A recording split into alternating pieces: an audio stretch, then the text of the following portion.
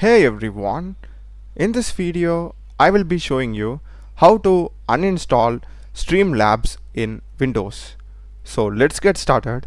First thing, just go to search and open control panel, open it, and here go to programs and features.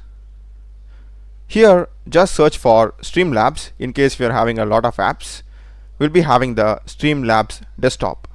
Right click and select uninstall. We'll be getting the Streamlabs desktop uninstall pop-up. Make sure that you're checking this clean application data and select uninstall.